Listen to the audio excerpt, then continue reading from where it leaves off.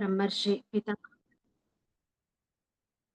బ్రహ్మర్షి పితామహ పత్రిజీ గారికి, మన గురువుగారైన వంశీ మాస్టర్‌కి, హైమ మేడంకి ఆత్మ ప్రణామాలు. మరి మిలారెప్ప గారికి, వారి గురువుగారైన మార్పా గారికి ఆత్మ ప్రణామాలు. మాస్టర్స్, మనం గత వారం మిలారెప్ప గారి చరిత్ర స్టార్ట్ చేసుకున్నాం. గత వారం మనం ఏం చెప్పుకున్నామంటే, మిలారెప్ప గారి జననము, బాల్యం గురించి, వారు చిన్నతనంలోనే తండ్రిని పోగొట్టుకొని వాళ్ళ బాబాయ్, పిన్ని ఆధ్వర్యంలో ఉంటూ ఎన్నో బాధలు అనుభవిస్తూ వాళ్ళ జీవితాన్ని గడపవలసొచ్చింది. వారి అమ్మవారు మిలారెప్ప గారి అమ్మగారు ఎన్నో అవమానాలను ఎదుర్కొంటూ ఆహ్, వీళ్ళను మిలారెప్ప గారిని, వాళ్ళ చెల్లెల్ని అంటే చూసుకుంటూ ఉంది. ఇది మనం గత వారం చెప్పుకున్నది. ఆహ్, తర్వాత ఏంటంటే, వాళ్ళు ఏమి పట్టించుకోలేదు. వాళ్ళ బాబాయి, పిన్ని. మిలారెప్ప గారి బాబాయి, పిన్ని గారు వీళ్ళని పట్టించుకోకపోవడం వల్ల వీళ్ళ ఫ్రెండ్స్ అందరూ అంటే మిలారెప్ప గారి ఫ్యామిలీకి వాళ్ళ పట్ల సానుభూతి గల స్నేహితులందరూ చందాలు పోగు చేసి ఆయన చదువు చెప్పించాలని నిర్ణయించుకున్నారు. వరుసకు మామ అయిన ఒక బంధువు వాళ్ళ అమ్మను, వాళ్ళ చెల్లిని చూసుకుంటానని, వాళ్ళను చూసుకుంటే అక్కడ వాళ్ళకి పొలంలో సహాయం చేయవలసి ఉంటుందని, ఇలా చెప్పారనమాట. అంటే వాళ్ళకున్న కొంచెం ఆస్తితో అంటే వాళ్ళ అమ్మకి అది గూడా ఇష్టం లేదు. మాకు ఎంత ఆస్తి ఉందో దాంట్లోనే మేము బ బతుకుంటాము. జీవితం గడుపుతాము. ఆహ్, ఒకరి దగ్గర ఉండడానికి ఆమె ఇష్టపడలే. కానీ మిలారెప్ప గారి చదువు సగంలోనే పూర్తవుతుందని వాళ్ళ అమ్మగారు ఒప్పుకుంటారనమాట వాళ్ళతో ఉండడానికి. ఎప్పటికీ మరపురాని ఆ రోజు గడిచిన తర్వాత కొద్ది కాలానికి ఒక సాంప్రదాయానికి సంబంధించిన ఒక గురువు దగ్గర మిలారెప్ప గారు వెళ్తారు ఆ గురువు దగ్గరికి. ఇంకా వాళ్ళ అమ్మ, వాళ్ళ చెల్లి మాత్రం వాళ్ళ మామ దగ్గర ఉంటూ వాళ్ళు అక్కడ సహాయం పొందుతూ జీవిస్తారు. ఇంకా జేసే అని తన ఫ్రెండ్ ఉంది కదా! ఆమె తన తల్లిదండ్రులు అప్పుడప్పుడు తోచిన సహాయం చేస్తూ ఉండేవాళ్ళనమాట. ఇలా వీళ్ళ జీవితం ఆహ్, దుర్భర జీవితం ఆనికి కారణభూతులైన వాళ్ళ పట్ల చాలా ద్వేషంతో ఉంటారు మిలారెప్ప గారు. మనం ఇక్కడ చెప్పుకోవాల్సిన పాయింట్ ఏంటంటే, ఎవరికైనా సరే వాళ్ళు అనుభవిస్తున్న బాధలకు, కష్టాలకి కారణమా కారణమైన వాళ్ళ పట్ల ఎంతో కోపము, ద్వేషము పెట్టుకుంటారు. ఏదో రకంగా వాళ్ళని దెబ్బ కొట్టాలని ఆలోచిస్తుంటారు. మనకు ఉదాహరణకి ఎగ్జాంపుల్‌గా చెప్తే, మహాభారతంలో భీష్ముడు గాంధారిని ధృతరాష్ట్రునికిచ్చి పెళ్లి చేసినప్పుడు శకుని తనకిష్టం ఉండదనమాట. తనకి తెలియదసలు వాళ్ళ చెల్లిని అక్కడ ఇచ్చి పెళ్లి చేస్తున్నారని. కానీ ఎంతో ద్వేషం పెంచుకుంటాడు. ఎలాగైనా వాళ్ళ వంశాన్ని, వాళ్ళ కుటుంబాన్ని, వాళ్ళ వంశాన్ని నాశనం చేయాలని చూస్తుంటాడు శకుని. అంటే అది ఒక చిన్న కోం పగతో స్టార్ట్ అయింది. ఎంత దానికి దారి తీస్తుందంటే, వాళ్ళ కుటుంబాన్నే నాశనం చేయడానికి దారి తీస్తుంది. అలా కోపం పెట్టుకొని తను మర్చిపోతాడేమో అని తన కాళ్ళు గూడా పొడుచుకుంటాడు. అంటే ఆ బాధ ఎప్పటికి తనకు గుర్తుండాలని శకుని. అలా ద్వేషంతో ఉండడంతో ఇక్కడ కౌరవులను అధర్మంలో ఉంచడానికి కారణమయ్యాడు. అక్కడ కురుక్షేత్ర యుద్ధం రావడానికి కూడా శకుని కారణమయ్యాడు. అంటే అది ఎన్నో ప్రణాళికలుండొచ్చు. కాకపోతే ఇక్కడ బీజం మాత్రం శకుని ద్వారానే. ఆహ్, తను ఒక ద్వేషంతో ఉండడం వల్ల తన పగ తీర్చుకోవడానికి ఇలా జరిగిందనమాట. అంటే ఎప్పుడైనా మన వాస్తవానికి మనమే కారణం అని మనం ఎప్పుడైతే తెలుసుకుంటామో, ఆ జ్ఞానాన్ని పొందినప్పుడే మన బాధలకు, కష్టాలకు అవతలి వాళ్ళు కారణం కాదు. మన ఆహ్, అంటే వేరే వాళ్ళు కారణము అని నిందించకుండా, మన వాస్తవానికి మనమే కారణమని, అప్పుడు మనం జీవితాన్ని కోల్పోకుండా దాన్ని ఎలా దాటాలో నేర్చుకుంటాం. కాబట్టి ఎప్పుడు కూడా హ్మ్. మనకు చిన్న బాధొచ్చినా, కష్టమొచ్చినా ఎవ్వరిని నిందించకుండా దాన్ని మన వాస్తవానికి మనమే కారణం అంటూ దాన్ని దాటుతూ ముందుకెళ్ళాలి మనం. క్షుద్రోపాసన. అంటే తర్వాత మిలారెప గారు కోపంతో, ద్వేషంతో తను క్షుద్రోపాసన అంటే మంత్రాలది అంటే క్షుద్ర పూజలు, పూజలని కాదు. అవి క్షుద్ర విద్యలు నేర్చుకోవడానికి అప్పుడు స్టార్ట్ అవుతాడనమాట. అంటే ఆ కోపము, ద్వేషము, పగ ఉంది గదా! ఆ పగ తీర్చుకోవాలంటే అలాంటి విద్యలే మనకు కరెక్టు అని వాళ్ళమ్మ తనకి ఇది ఈ విద్యను నువ్వెలాగైనా నేర్చుకోవాలని ప్రోత్సహిస్తుంది. అందులో మనమిప్పుడు అది క్షుద్రోపాసన చెప్పుకుంటున్నాం. కొన్ని రోజులు గడిచాక హఠాత్తుగా ఒక రోజున తన పాఠశాల విద్య ఆగిపోతుంది.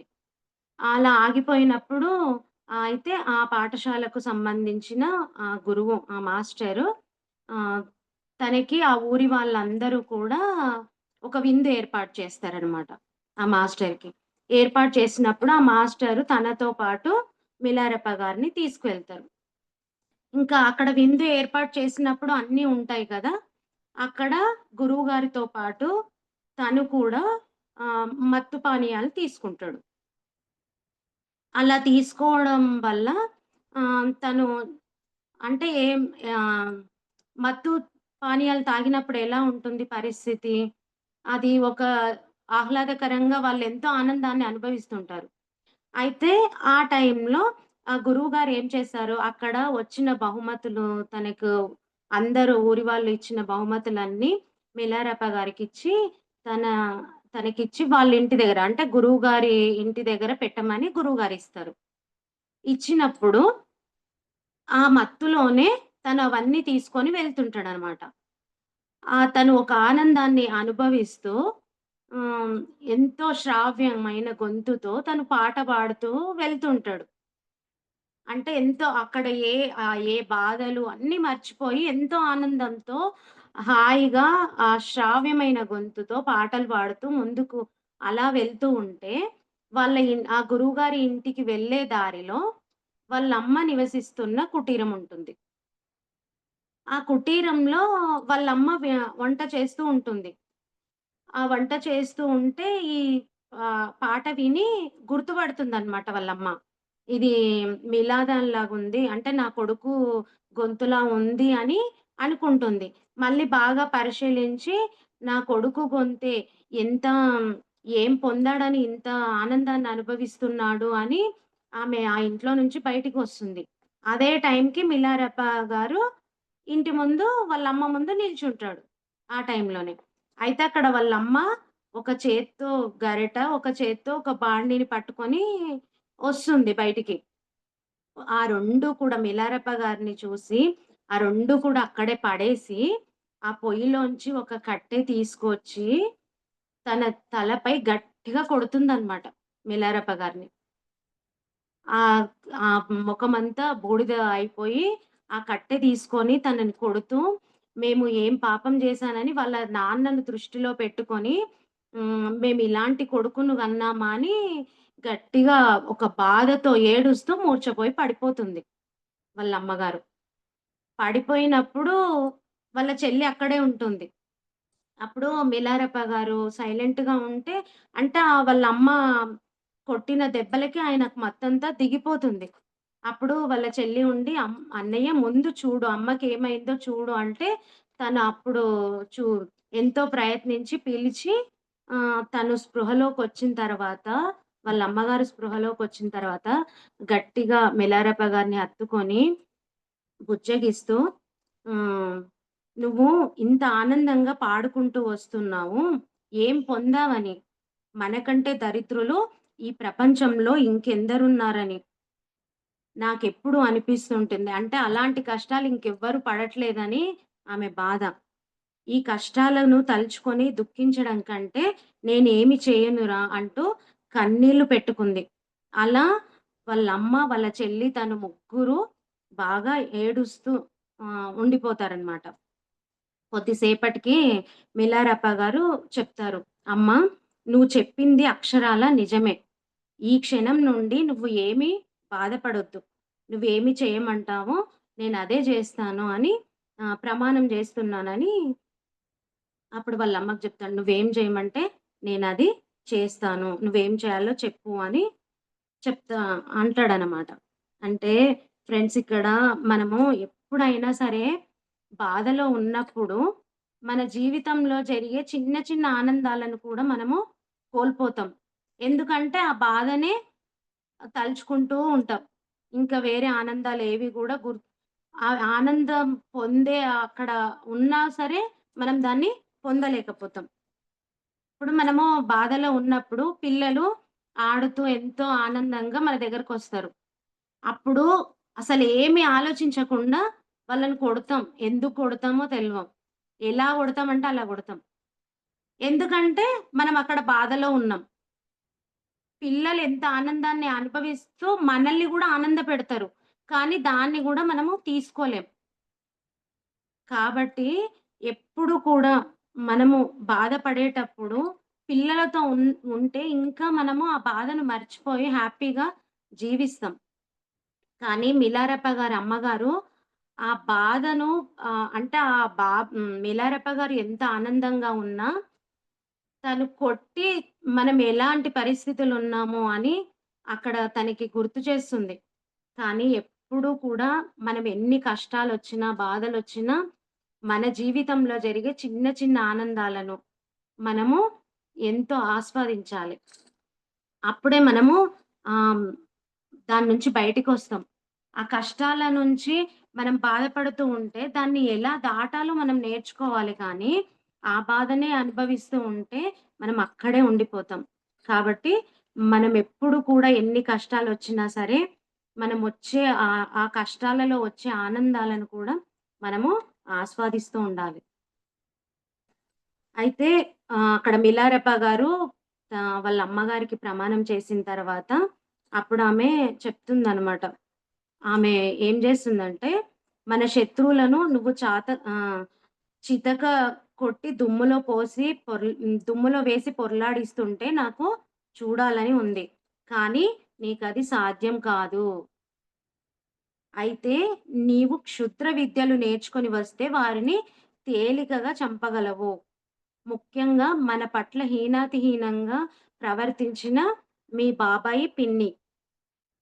మన శత్రువులలో ఏ ఒక్కరు కూడా బ్రతికి ఉండకుండా వాళ్ళని సర్వనాశనం చేయాలని చెప్తుంది.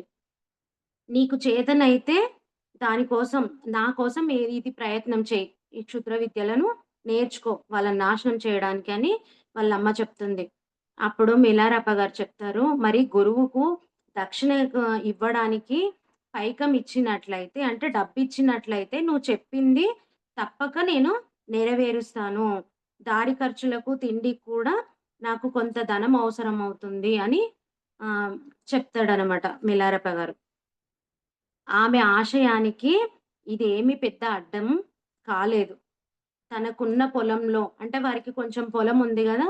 ఆ పొలంలో సగం విక్రయించి అంటే సగం అమ్మేసి ఒక వైడూర్యం పొదిగిన చిన్న ఉంగరాన్ని, తెల్లటి చిన్న గుర్రాన్ని అతని కోసం ఇచ్చింది. ఇంకా అద్దకం పనులకు పనికి వచ్చే రంగుల సంచులు రెండిటిని 2 సంచుల నిండా ముడి పంచదారను సేకరించగలిగింది.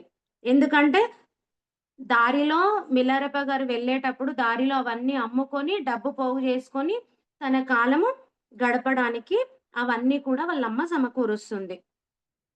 అయితే ఆ సంచులన్నీ ఆ గుర్రం మీద వేసుకొని తంగ్ తాంగ్ అనే చోట ఆత్మజ్ఞానం అనే పేరు గల ఒక సత్రములో బస చేసి అంటే ఒక సత్రంలో ఉండి అక్కడ మంత్ర విద్యల కోసం తనతో పాటు ఇంకా 5గురు మిత్రులు ఇతనికి తోడైతారు. అంటే ఆ 5గురు కూడా మంత్ర విద్యలు నేర్చుకోవడానికి వెళ్తూ ఉంటారనమాట. వారంతా క్షుద్ర విద్యలు నేర్చుకోవడానికి ఎంతో ఉత్సాహంగా బయలుదేరిన వారే.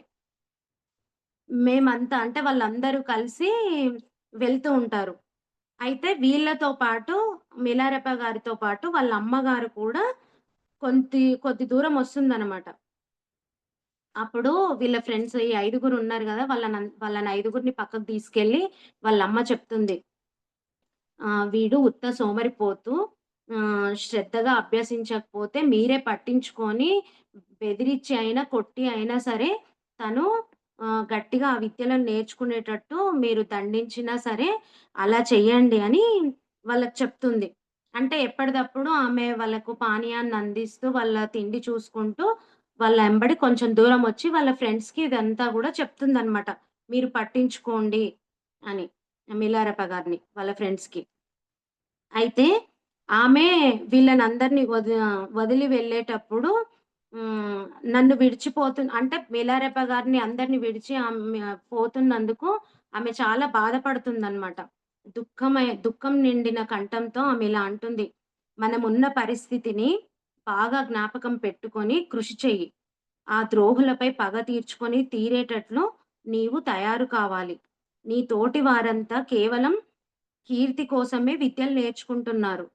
కానీ నీకది ముఖ్య అవసరం." అంటే ఇప్పుడు వాళ్ళ ఫ్రెండ్స్ అందరూ విద్య నేర్చుకోవడానికి అది నేర్చుకుంటుండ్రు.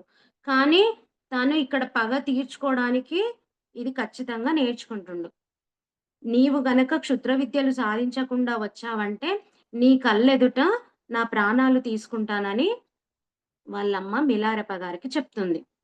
అప్పుడు మిలారెప్ప గారంటారు, "నాకు తెలుసమ్మా నువ్వు అనుకున్నంత పని చేస్తావు. హ్మ్. అందుకే ఆహ్, నేను ఖచ్చితంగా నువ్వు చెప్పింది అక్షరాల నేను ఆ విద్యలన్నీ నేర్చుకొని నేను నీ దగ్గరకొస్తానని" వాళ్ళమ్మకు ప్రమాణం చేస్తాడు. అంటే తన దారిలో తన దగ్గరున్నవన్నీ కూడా అమ్ముకుంటూ బంగారు నాణాలుగా మార్చుకొని ప్రయాణం సాగిస్తాడు. చివరికి క్షుద్ర విద్యలు నేర్పే గురువు గారుండే ఊరికి తను, తన స్నేహితులు అందరూ చేరుకుంటారు. హ్మ్. అయితే తను నేర్చుకోదలసిన విద్యలన్నీ కూడా సంవత్సరం లోపల నేర్పిస్తాడు ఆ గురువు. మిలారెప గారికి, వాళ్ళ స్నేహితులకు. ఆయన సర్వస్వాన్ని మిలారెప గారు గురువుకు తన సర్వస్వాన్ని, తన దగ్గరున్న డబ్బును ఇంకా తన శరీరాన్ని కూడా కానుకగా ఇచ్చేస్తాడు. అవన్నీ నేర్చుకోడానికి. ఆ గురువుగారు చిరునవ్వుతో ఇతన్ని శిష్యుడిగా అంగీకరిస్తారు. అయితే ఒక సంవత్సరం పాటు వీళ్ళకు విద్యలన్నీ నేర్పి, ఇంకా గురువుగారు మీరు అయిపోయింది. మీరు నేర్చుకునేది అని చెప్పి అందరికి ఒక్కొక్క కోటు బహుమతిగా ఇచ్చి పంపిస్తాడనమాట. పంపించిన తర్వాత అప్పుడు మిలారెప గారు అనుకుంటారు. నాకు గురువు నేర్పించిన విద్యలన్నీ కూడా మంచి విద్యలే. ఎంతో పేరున్న విద్యలే. కానీ అవన్నొచ్చినా కూడా నేర్చ నెరవేర్చగలవని కానీ క్షుద్ర విద్యలలో నేను కనీసం మొదటి మెట్టయినా సరే అధిగమించానని గాని ఆయనకు అనిపించలేదు. అన్ని విద్యలు నేర్చుకున్నా కూడా ఈయనకు తృప్తి లేదు. ఎందుకంటే క్షుద్ర విద్యల్లో నేనంత రాణించానా అని ఆయనకు లేదు. ఆయన పంపించేటప్పుడు అందరికి ఒక్కొక్క కోటు ఇచ్చాడు గదా! ఆ కోటును మళ్ళీ అలాగే ఫోల్డ్ జేసి ఆ గురువుగారికి ఎలాగైనా ఇంక నా దగ్గర ఏమీ లేదు. దీన్నే మళ్ళీ బహుమతిగా గురువుకిచ్చి నేనెలాగైనా ఇంకా విద్యలు నేర్చుకోవాలి అని మళ్ళీ అందరెళ్ళిపోతారు కదా! మళ్ళీ గురువు వాళ్ళ ఇంటికి వస్తాడనమాట. గురువింటికి బయలుదేరుతాడు. తిరిగి వెళ్ళేటప్పుడు గురువుగారింటికి వెళ్ళేటప్పుడు దారి పొడవునా పేడ ఉంటది గదా! ఆ పేడ అంతా కూడా మనం పూర్వకాలంలో ఎరువులాగా వాడేవాళ్ళు పొలాలకి దానికి. అలా ఆ పేడనంతా పోగు చేసి గురువుగారింటికి చేరి అక్కడ తోటలోని మొక్కలకన్నిటికి కూడా ఎరువులుగా చేస్తాడనమాట. ఎరువులుగా చేసి ఎరువు పాదుకలకి పోస్తాడు ఆ మొక్కలన్నిటికి కూడా. ఈయన చేసే పనంతా ఆ గురువు కిటికీలోంచి చూస్తూ అక్కడ ఇంకో శిష్యుడికి చెప్తుంటాడు. ఆహ్, అంటే మిలారెప గురించి ఆయన చెప్తున్నాడనమాట. గురువుగారు ఇంకో విద్యార్థికి చెప్తున్నాడు. నేను ఎంతో ప్రేమ, వాత్సల్యం కలవాడని, కష్టపడి పని చేస్తానని, నన్ను గురించి ప్రశంసిస్తున్నట్లు తెలుసుకున్నాక నాకెంతో ఉత్సాహం కలిగింది. మిలారెపా గారు చెప్తున్నారిది. నా గురువు ప్రేమతో నన్ను పలకరించి, నేను ఇంకా ఏం నేర్చుకోవాలనుకుంటున్నానో అడిగాక, నా కుటుంబ కష్టాలన్నీ కూడా ఆయనతో చెప్పుకున్నాడు మిలారెపా గారు. ఇంకా ఏం నేర్చుకోవాలని అడిగి ఈ కుటుంబ కష్టాలన్నీ కూడా చెప్తే, ఆయన ఇవన్నీ విని జాలి పడతాడనమాట. కానీ ఎంతో విలువైన కానుకలు ఇచ్చినా కూడా వేరే శిష్యులకు నేర్పని విద్యలన్నీ కూడా ఇతన్ని ఎంతో ప్రేమతో దగ్గరికి తీసుకొని ఈయనకు అన్ని విద్యలు నేర్పియాలనుకుంటాడు. కానీ ఆయనేం చేశాడంటే మరి మిలారెప గారు వాళ్ళ ఇంటి కష్టాలు, బాధలన్నీ చెప్పుకున్నాక మరి ఇప్పుడు ఇన్ని కష్టాలున్నాయి ఇవన్నీ చెప్పిండు. అక్కడ గురువు ఏం చేస్తాడు? వాళ్ళ గురువు ఏమనుకుంటాడు? ఇదంతా నిజమా? అబద్ధమో? మరి నేను నేర్పిన విద్యలన్నీ తను ఎలా ఉపయోగిస్తాడో తెలవదు అని ఒకతన్నిచ్చి మిలారెప గారి ఊరికి పంపిస్తాడు. పంపించి అక్కడ వీళ్ళ గురించి అంతా తెలుసుకున్నాకే తనకి ఆహ్, విద్యలు నేర్పిస్తాడనమాట. తన గురించి అంతా తెలుసుకున్నాక, సరే తను చెప్పిందంతా నిజమే అని చెప్పి, అప్పుడు విద్యలు నేర్పించడం అంటే, అప్పుడు విద్య నేర్పియడానికి ఒప్పుకుంటాడు. కానీ ఆ గురువు ఏం చేస్తాడు అంటే, అతను ఆ గురువు యొక్క పూర్వ విద్యార్థి. ఇంకో శిష్యుడి దగ్గరికి తనను పంపిస్తాడు.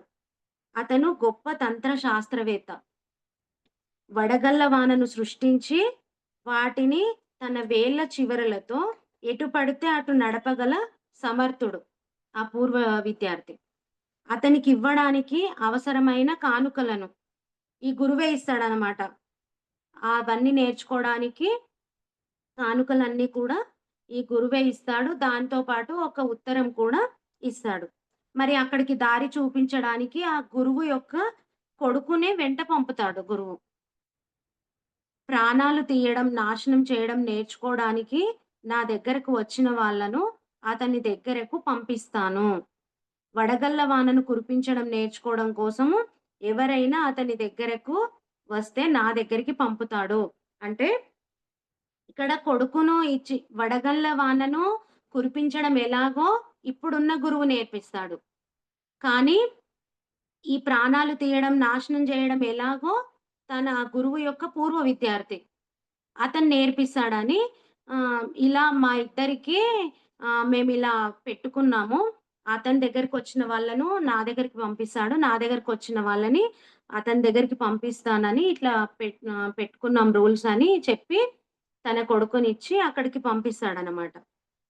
ఈ విధమైన ఒప్పందం చేసుకుంటారు వాళ్ళు.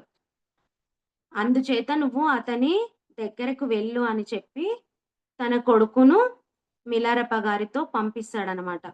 ఆ కొత్త గురువు గారింటికి చేరగానే ఆయన సంతోషంతో మిలారెప గారిని ఆహ్వానిస్తారు. ఆయన చెప్తాడు, "నువ్వు" ఆ గురువు ఇప్పుడు. "నువ్వు ఒక గుహలో ఉండి విద్యలను అభ్యసించాలి. కాబట్టి గట్టిగా ఒక గుహను నిర్మించుకో" అని చెప్తారు. అది పూర్తయ్యాక దూరంగా ఉండి వినాశనం చేయగల విద్యలను అభ్యసిస్తూ 15 రోజులు గడుపుతాడనమాట మిలారెప గారు. అంటే ఆ గుహలో అన్నీ నేర్చుకొని 15 రోజులు దూరం నుంచే వినాశనం ఎట్లా చేయాలి, అన్ని విద్యలను అభ్యసించిన తర్వాత ఆ సాధన పూర్తవుతుండగానే ఒకరోజు మిలారెప గారికి ఒక దేవత దర్శనమిస్తుంది. దర్శనమిచ్చి తన ముందు 35 తలలను తన కళ్ళ ముందు పడేసింది. అంటే తను తపస్సులో ఉన్నప్పుడు ఒక దేవత వచ్చి కళ్ళ ముందు 35 తలలను, తెగిపోయిన తలలను పడేసింది. మరునాడు ఉదయము మిలారెప గారి గురువు మిలారెప గారి దగ్గరికి వచ్చి, ఇంకా ఇద్దరు వ్యక్తులను బలివ్వాలని, వారిని కూడా చంపాలనుకుంటున్నానో లేదోనని ఆ గురువు అడుగుతాడనమాట. అంటే ఆ గురువులకు అన్నీ తెలిసిపోతాయి గదా!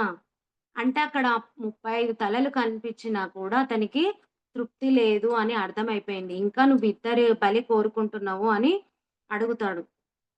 ఆ మిగిలిన ఇద్దరు ఎవరు అంటే వాళ్ళ బాబాయి, పిన్ని. నా పగ తీర్చుకుంటున్నప్పుడు వారు పడే దుఃఖాన్ని కళ్ళారా చూడాలని ప్రాణాలతో ఉంచదలిచాను. తర్వాత నా పగ ఎలా తీర్చుకున్నానో ఇప్పుడు వివరంగా చెప్తాను.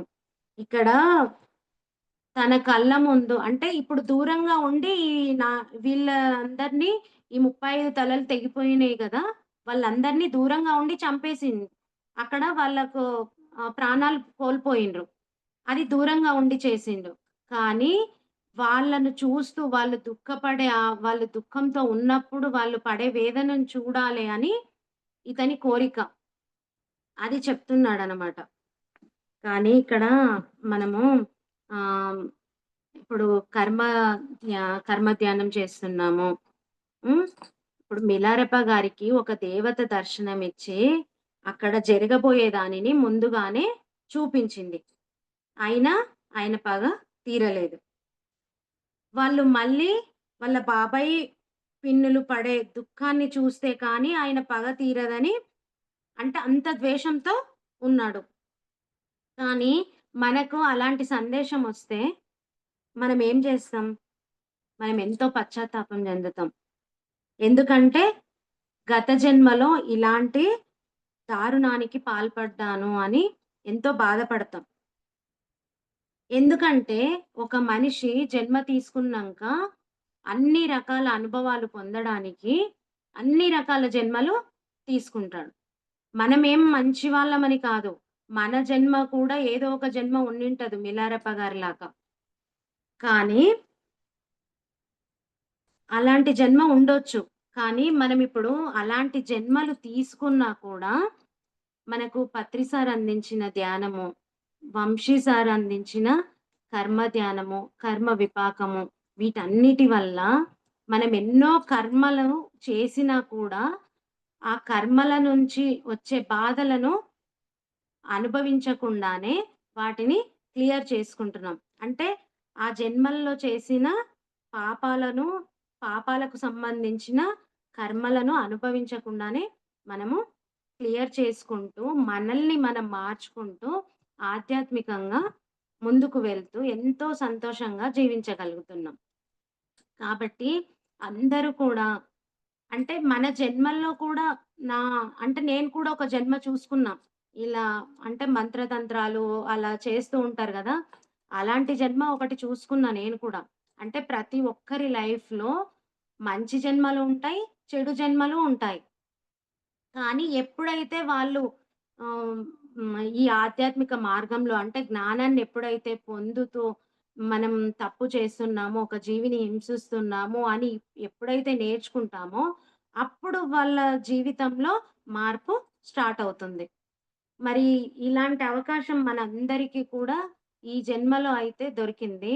దానివల్ల మనం ఎన్నో కర్మలు దాటి అంటే ఆ కర్మలు అనుభవించకుండానే క్లియర్ చేసుకుంటున్నాం. ఒకవేళ అనుభవించినా మనం ఒక 100% అయితే మనం ఏదో కొంచెం పెద్దగా తగిలేది చిన్న గాయంతో అయి మనకది పోతుంది. కాబట్టి అందరూ తప్పకుండా ఖచ్చితంగా కర్మ ధ్యానం చేస్తూ, కర్మలను చూసుకుంటూ, కర్మ విపాకం ద్వారా వాటిని క్లియర్ చేసుకుంటూ ముందుకెళ్ళాలి.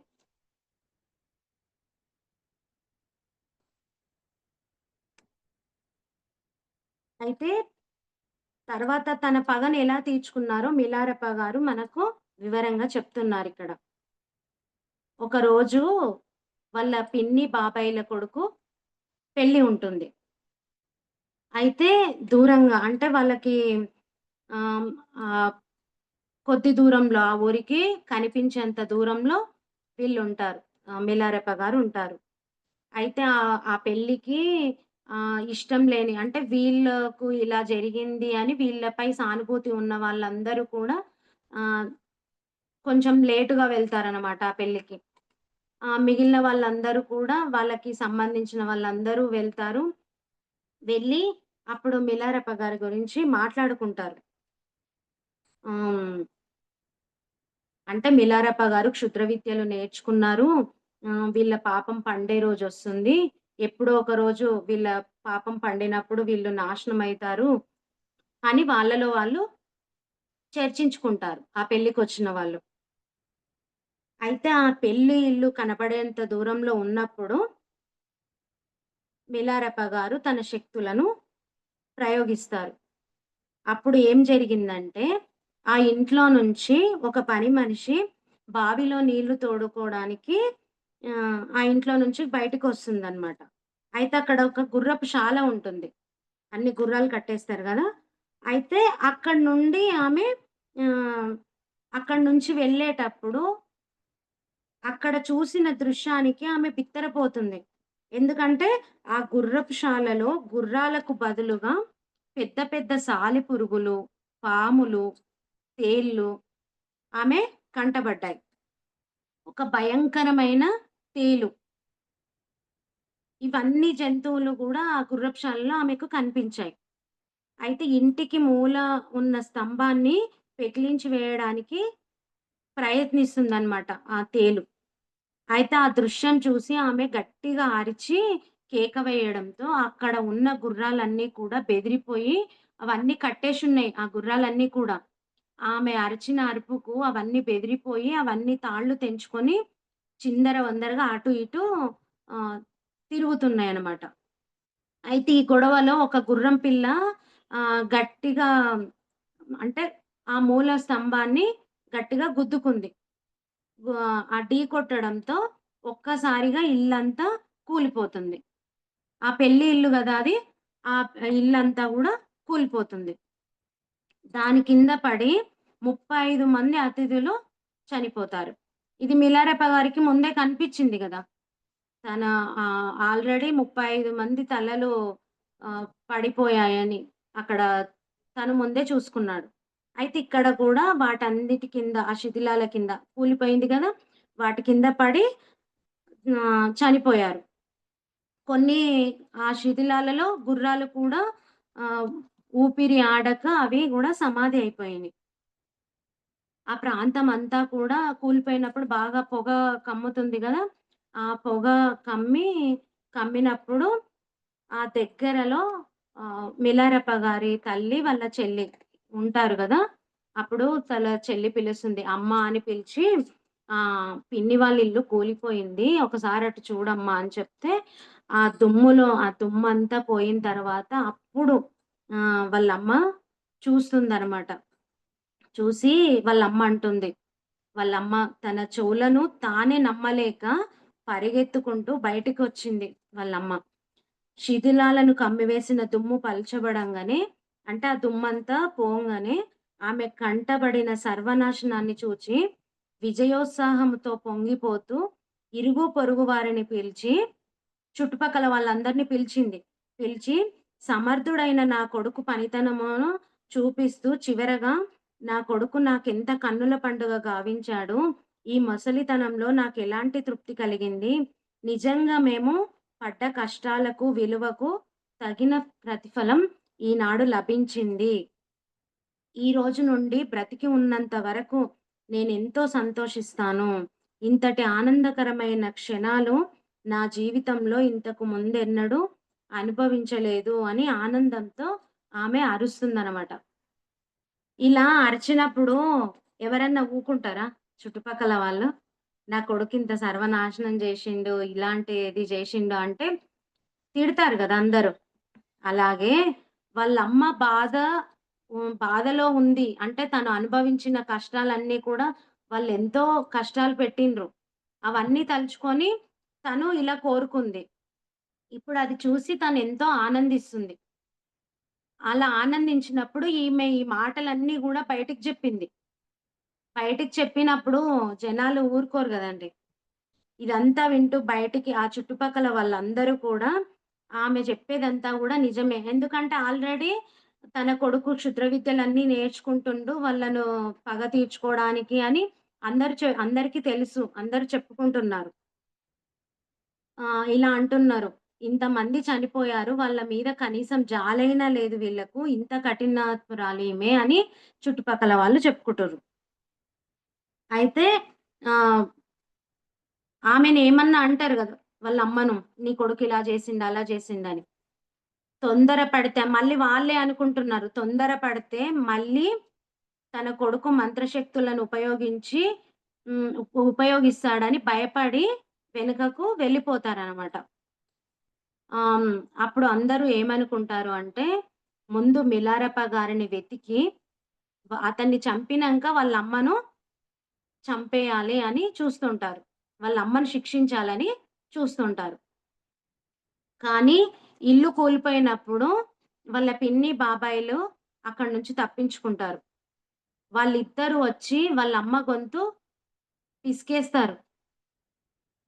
చంపబోతారనమాట గొంతు పిసికి. అయితే ఇంకా ఆహ్, హ్మ్, ఇటువంటి వినాశనానికి సిద్ధంగా లేని అంటే మళ్ళీ ఇలాంటిదే వీళ్ళిలా తన తల్లిని చంపితే మళ్ళీ ఇలాంటి నాశనం జరుగుతుంది అని ఆ ఊరి వాళ్ళందరూ కూడా వాళ్ళ బాబాయ్, పిన్నిలను ఆపేస్తారనమాట వాళ్ళ అమ్మని ఏం చేయకుండా.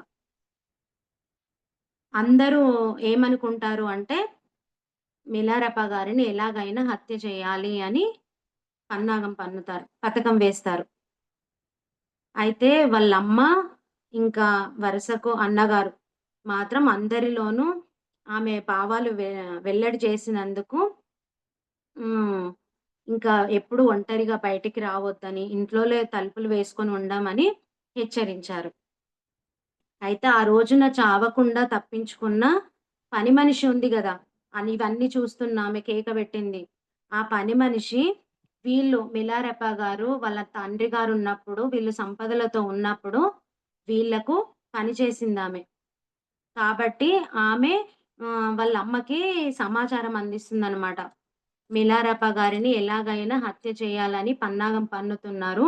మీరు జాగ్రత్తగా ఉండండి అని ఆమె సమాచారం అందిస్తుంది. అప్పుడు వాళ్ళమ్మ ఏం చేస్తుంది అంటే, తనకింకా కొద్దిపాటి పొలంని కూడా ఆహ్, అమ్మేసి, ఆ ధనాన్ని ఎలాగైనా గూడా తనకు పంపియాలి. కొడుకుకు పంపియాలని ఎలా పంపించాలని ఆలోచిస్తుంది. అప్పుడు ఆలోచిస్తున్నప్పుడు తన ఇంటికి ఒక బిచ్చగాడొస్తాడు. మిలారెప గారి తల్లిగారింటికి.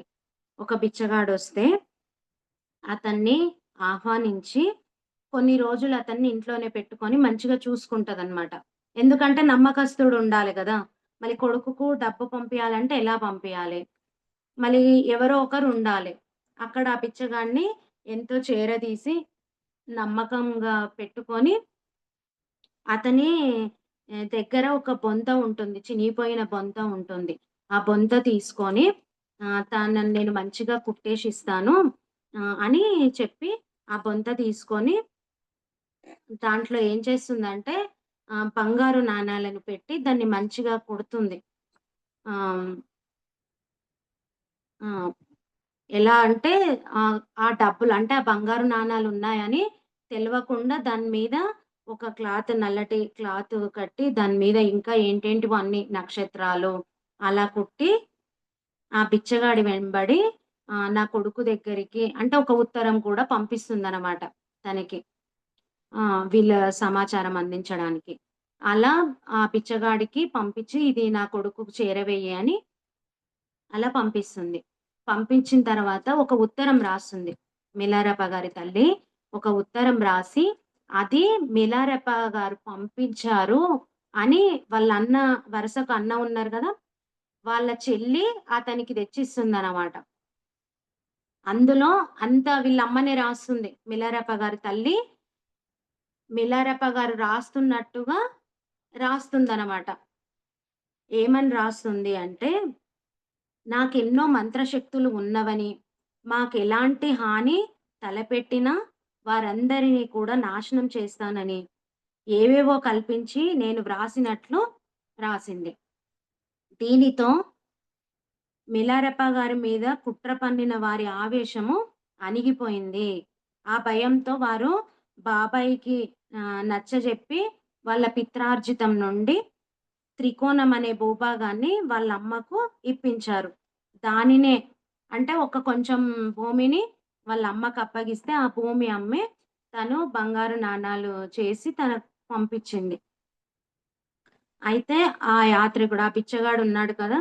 తను ఎలాగో అలాగా తంటాలు పడి మిలారప్ప గారిని చేరుతాడు. అక్కడ వాళ్ళమ్మ, చెల్లి సమాచారం అందించిందంటే ఆహ్, మేము నువ్వు ఆమె ఎంతో జాగ్రత్తగా ఆ పదాలను వ్రాసిన ఆ ఉత్తరం అంతా కూడా మిలారప్ప గారికి అర్థం గాలేదు. అందులో దాచి ఉంచిన బంగారం గురించి ఆమె వ్రాసింది అసలే అర్థం గాలే. మొదటగా ఆమె మిలారప్ప గారిని అభినందిస్తూ, ఇల్లు కూలి జనం చనిపోయిన వైనమంతా వ్రాసి, మా నాశనంని కోరుతున్న అంటే వీళ్ళ నాశనంని కోరుతున్న ఇంకా నలుగురి పొరుగువారి పంటలను వడగళ్ళ వానతో నాశనం చేయమని కోరుతుంది వాళ్ళమ్మ.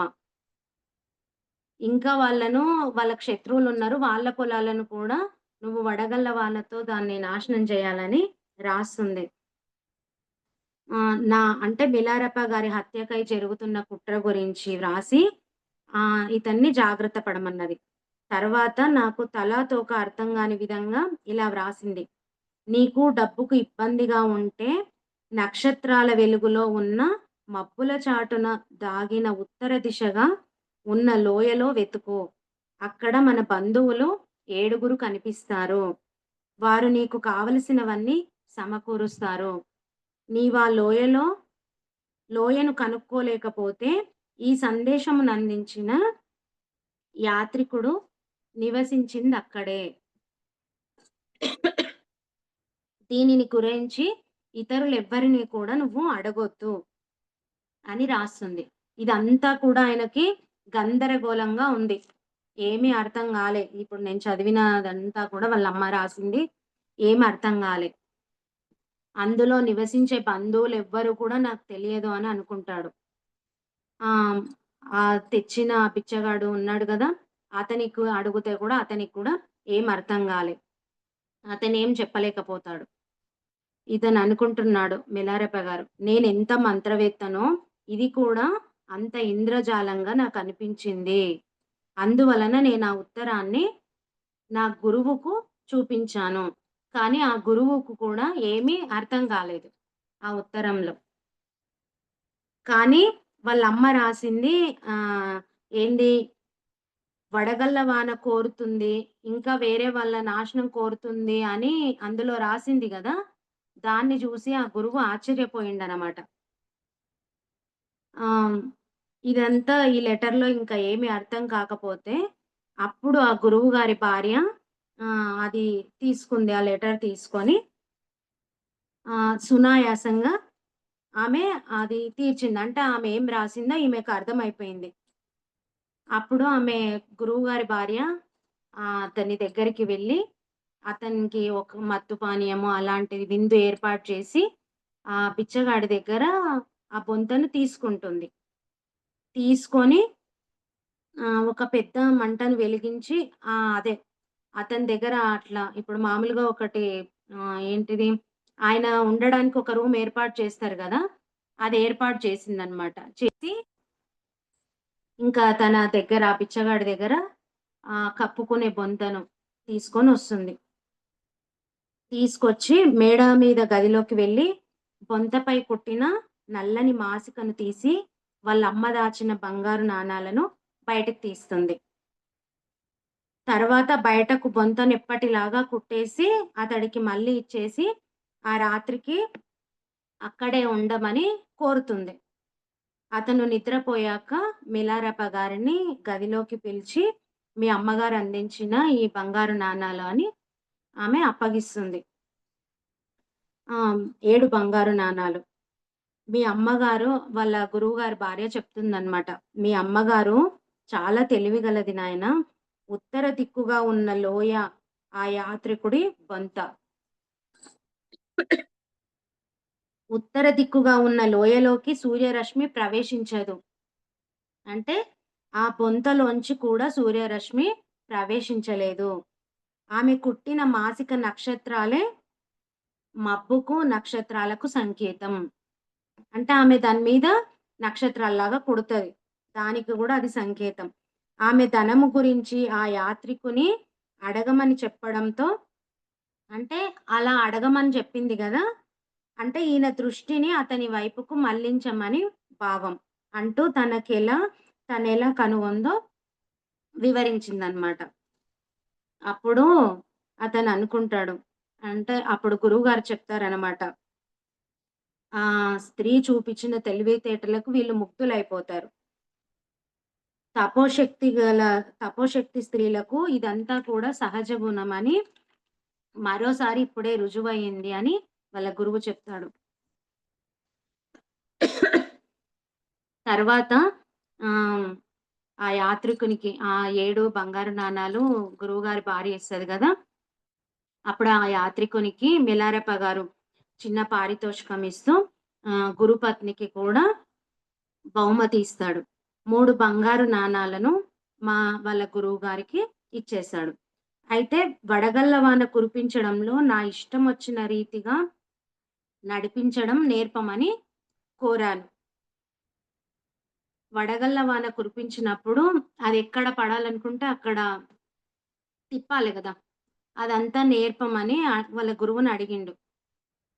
అయితే అప్పుడు గురువు చెప్తాడు, వాళ్ళ గురువు గారి ఒప్పందం ప్రకారం అంటే ఫస్ట్ వెళ్ళిన గురువు గారు, తను ఇద్దరి ఒప్పందం ప్రకారము నేను మంత్ర విద్యలను అభ్యసించిన ఇదివరకటి గురువు వద్దకే నన్ను పొమ్మని అంటే ఆ పాత గురువు దగ్గరికే వెళ్ళమని ఆయన ఒక ఉత్తరము, ఒక తలగుడ్డ ఇచ్చి పంపిస్తారనమాట. కొద్ది వారాల క్రితము నేను విడిచి వచ్చిన గురువుగారింటికి అంటే పాత గురువు దగ్గరికి ఈయన వెళ్లి ఆ గురువు అందించినవి ఇచ్చేసాడు. ఇంకా తన దగ్గర ఉన్న మిగిలిన బంగారు నాణాలను కూడా ఆయనకి ఆ గురువుకి ఇచ్చేసాడు. నేను చేసిన మంత్ర విద్యల ప్రదర్శన విషయము ఆయన అడిగి తెలుసుకొని, తర్వాత నాకు కావలసిన విద్యలను నేర్పడానికి ఆయన అంగీకరించారు. అంటే ఇప్పటి వరకు మిలారప్ప గారు ఏ విద్యలు నేర్చుకున్నారో అన్నిటి గురించి తెలుసుకున్న తర్వాత ఆయన ఆ వడగళ్ళ వానను ఎటు అంటే అటు తిప్పగలిగే విద్యను కూడా నేర్పిస్తానని అప్పుడు అంగీకరించారు. అప్పుడు అతన్ని ఆహ్, ఒక గుహలో 7 రోజుల పాటు విద్యాభ్యాసం చేశారు మిలారప్ప గారు. ఏడవ రోజు నేను మంత్రాన్ని పరిశీలిస్తుండగా మబ్బులు దట్టంగా గుమ్మిగూడి మెరుపులు ఏర్పడ్డాయి. అయితే పంటలకు పెద్ద నష్టం వాటిల్లగల సమయం. సమయం వచ్చేదాకా వడగళ్ళ వానను కురిపించవద్దని మా గురువుగారు కోరడంతో బార్లీ పైర్లు బాగా పెరిగి కంకులు వేసి ఆ భారంతో తలలు వంగే సమయం వచ్చేదాకా ఆగవలసి వచ్చింది. అంటే వాళ్ళ గురువు చెప్పిండంట. "నువ్విప్పుడే అంటే పంట చేతికి వచ్చే సమయానికే నువ్వు ఇలాంటి వడగళ్ళ వానను కురిపించి వాటిని నాశనం చేయాలి. నువ్విప్పుడు ఎలాంటి విద్యలు నువ్వు చెయ్యొద్దు" అని చెప్తే అక్కడ ఆగిపోయిండు మిలారెప్ప గారు. ఆగిపోయి నిదానంగా తనతో పాటు ఒక స్నేహితుడు చూడ్డానికి బలంగా అన్నిటికి అట్లా బలంగా ఉన్న వ్యక్తి తన స్నేహితుడు కలిసి మిలారెప్ప గారు వాళ్ళ ఊరికి వెళ్తున్నారు. దారిలో వెళ్తున్నప్పుడు అడుగుతారు గదా! వాళ్ళు యాత్రికులమని చెప్పుకుంటూ వాళ్ళ ఊరికి వెళ్తారనమాట. వెళ్ళి వెళ్తున్నప్పుడు ఆ పంట పొలాలు అన్నీ చూస్తాడు. అవన్నీ కూడా పంట చేతికి వచ్చే టైం. ఆ టైంలో అప్పుడు మిలారెప్ప గారు చెప్తారు వాళ్ళ ఫ్రెండ్‌కి. గురువుగారు పంట చేతికి వచ్చే టైంకే ఇది విద్యను ఉపయోగించమన్నారు. అంతవరకు ఏమి చెయ్యొద్దు అని చెప్పారు అని చెప్పి వాళ్ళ ఊరు కనిపించే హైయెస్ట్ ప్లేస్ అంటే ఆ గుట్ట మీదకి వెళ్లి నిల్చుంటారనమాట. నిల్చొని తన చిన్నతనంలో జరిగినవన్నీ గుర్తు చేసుకుంటాడు. ఇటువంటి నా శక్తులను ప్రదర్శించడానికి గొప్ప అవకాశం నాకు లభించింది అని ఆహ్, ఆ కొండ మీద నిల్చొని ఆయన చెప్పుకుంటాడు. ఆహ్, మా గ్రామాన్ని ఒక్కసారి చూసి వడగళ్ళ వాన కురిపించడానికి పరికరాలన్నీ ఏర్పాటు చేసుకొని అంటే దానికి అన్నీ రెడీగా సిద్ధంగా పెట్టుకొని మంత్రపఠనం మొదలుపెడతాడు. కానీ ఏమీ జరగలేదు. అతని గుండె ఆగిపోయినంత పనయింది. అరెరే! నా పగను తీర్చుకోవద్దా? నేను దేవతలందరిని పిలుస్తూ, నా కష్టగాథనంతా వెళ్ళిపోసుకొని, ఆఖరికి నాపై గుడ్డను తీసివేసి నేలకేసి కొట్టి, నిరాశతో నేను పడ్డ కష్టాలను తలుచుకొని కుములుతూ ఏడవసాగాను. అక్కడ తను అన్నీ సిద్ధం చేసి, మంత్రం జపించినా కూడా అక్కడ ఏమి జరగలేదు. జరగకపోయేవరకి అందరి దేవతలను దలుచుకొని, ఇంత కష్టపడి ఇన్ని విద్యలు నేర్చుకుంటే కూడా అది నిరాశ అయ్యింది అని ఎంతో బాధతో గట్టిగా ఏడుస్తాడు. అప్పటికి ఆకాశంలో నల్లని మేఘం అలుముకుంటుంది మొత్తం. వడగళ్ళు వేగంగా కురవడం మొదలుపెట్టాయి. ఉరుములు, మెరుపులు మా చుట్టూ తాండవించాయి. పొలాలన్నీ కూడా చదునుగా, నిర్జీవంగా తయారయ్యాయి. అందమైన బార్లీ కంకులన్నీ చెల్లాచెదురుగా మట్టిలో కలిసిపోయాయి. ఆ గాలివానకు కొండల్లో నీటి ప్రవాహాలు ఏర్పడి, రాళ్ళను వేయడంతో పెద్ద పెద్ద కందములు ఏర్పడ్డాయి. ఆ గాలివానలో మేము పూర్తిగా తడిసిపోయాము. అంటే ఫస్టు తను పఠించినప్పుడు, ఆ మంత్రాలన్నీ పఠించినప్పుడు ఏమి కాలే. కానీ తర్వాత గట్టిగా అంటే పెద్ద పెద్ద వడగళ్ళు పడి అంతా కూడా నాశనం అయిపోయింది ఆ పంటంతా కూడా. అయితే అది నాశనమయ్యింది. ఇంకా అదంతా చూసి వీళ్ళకు ఆ వర్షంకి తడిసిపోయారు గదా! వీళ్ళ ఫ్రెండు ఇతను ఇద్దరు గూడా మిలారెప గారు.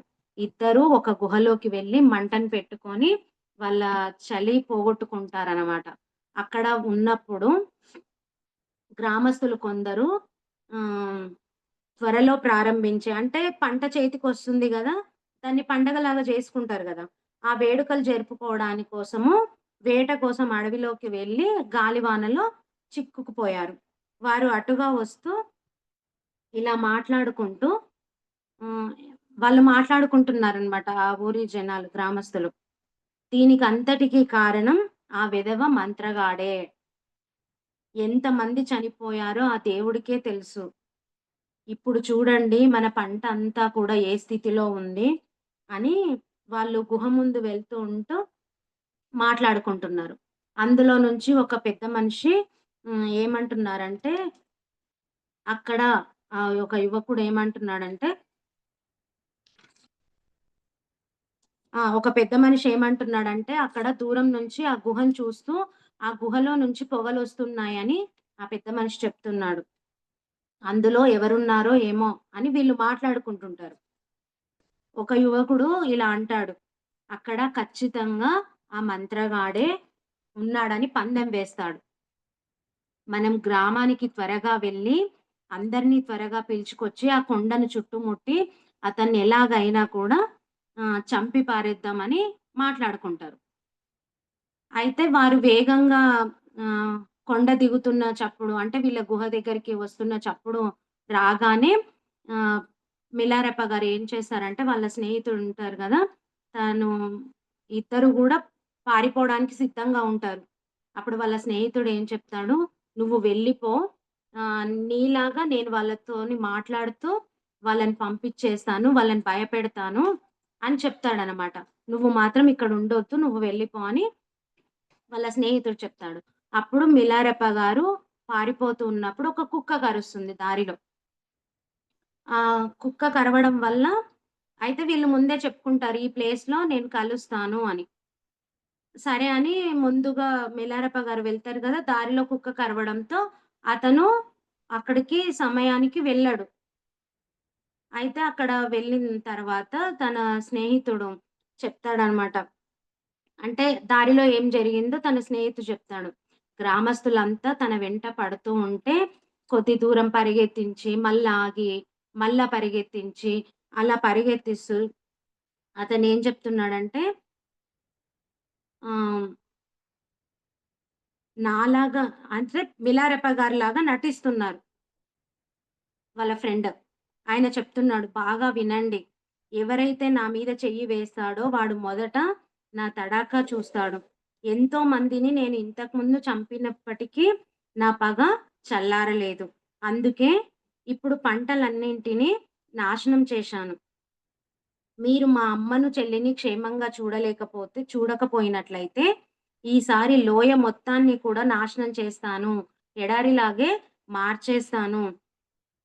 నా మాట పట్టించుకోకపోతే ఏం చేస్తానో మీరే చూస్తారు అని బెదిరిస్తాడనమాట వాళ్ళ స్నేహితుడు.